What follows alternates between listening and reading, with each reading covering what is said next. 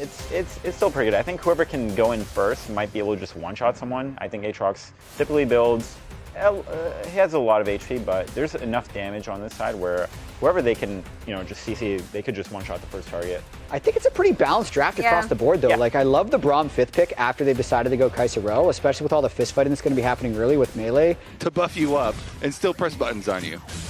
Well, he was pressing them buttons really well. Those auto attacks chunking people down to 1/3 HP with just a couple of them was good stuff. Checking in on that damage per minute from the last game. Oh, Quad gets first blood on Palafox while we're looking at the stats from last game. He is not waiting on this one. Wait, there's a third party that has entered the race. President Quad! That's not American. There's no third party. Oh boy, Contract's in some danger now here too. Wants to try to get away, but it ain't gonna happen. Masu picks up the second one for FlyQuest. It's 2 kills on the board before 4 minutes. Reduces some of that extra threat that could go that way.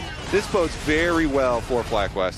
Evoy in some danger here. Pops the barrier to make sure that they don't force his HP too low. Masu with those double buffs. This is so obnoxious too. He's just going to be spamming so much damage out, but he might just die. B-Boy looking for a little bit more. He needs another auto attack, and he finds it, but now Busio's going to get the return kill, and Seos could be in danger, coming to try to help his AD carry. Meanwhile, it's a jungle invade from Inspired and Quad, forcing Contracts back out. Now the Vi doesn't have the flash either. All right, so our third game is going to have the middle of the pack lane swap timer here. 6.5 minutes in as our bot lane duos have moved up into the top lane.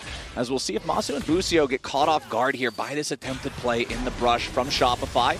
They are going to step all the way up. Crash down defensively from Busio, stepping back away from it now as the wave just continues to push further and further ahead. Seos jumps forward, and now Contracts jumps out. Masu's going to be in some danger as he gets stunned up and gunned down. Nicely done from Shopify Rebellion. Busio with a flash away to guarantee that he doesn't lose too much HP as Inspired approaches what's left of the fight, but there's nothing for him to do. Shopify got their mission and got out. Vi playing for the lanes, for the teammates, as you say, focusing on the President B-Boy.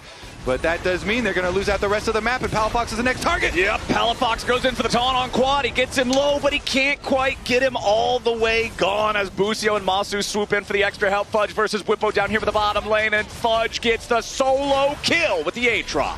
And we could probably just beat them straight up. Yeah, Cloud9 were talking about it, and they were saying they used to kind of view Shopify as like, okay, well, you have to focus on B-Boy because, he has possibilities to carry as they go for a tower dive. Oh, yeah, Quad's going in for the Realm Warp here, but Palafox with a Justice Punch. Oh, they're both down to 150 HP. Quad leveling up, though, getting the extra little bit of healing from that one. Going to walk through the Tri-Brush here. Palafox does have a control ward in Pixel.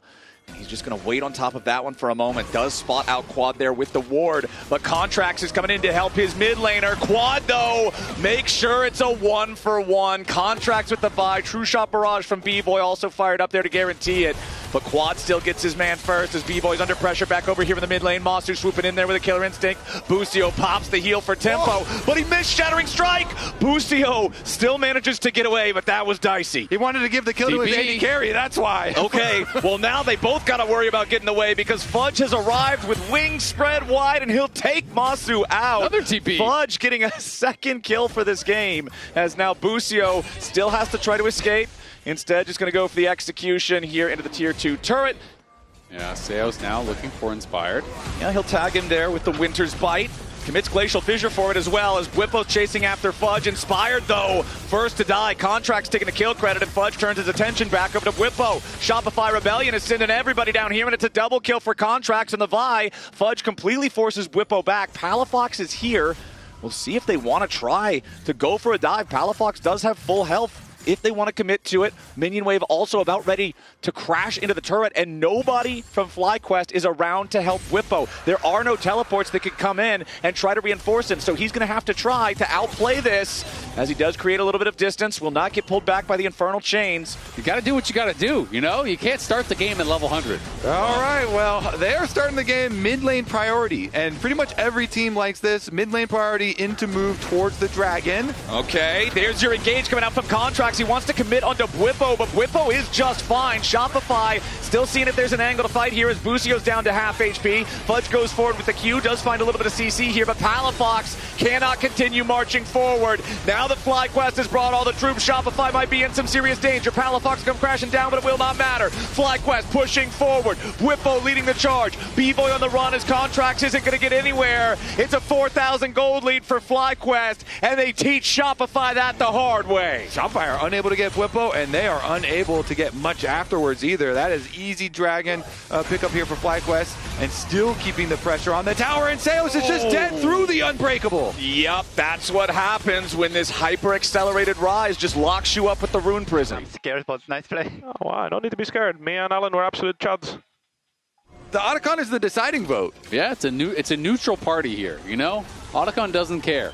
Well, Shopify have shown Contracts up in the top side, so FlyQuest are immediately going to go for that Otacon themselves. Bwipo staying alive here in a 1v3 for now. Teleport comes in from Quad to reinforce him, and Bwipo buys enough time for Quad to arrive, but now the President might be in a little bit of danger. No, he's got him taken care of. It's a 2v3, and he likes those odds. He's so damn tanky with the shields.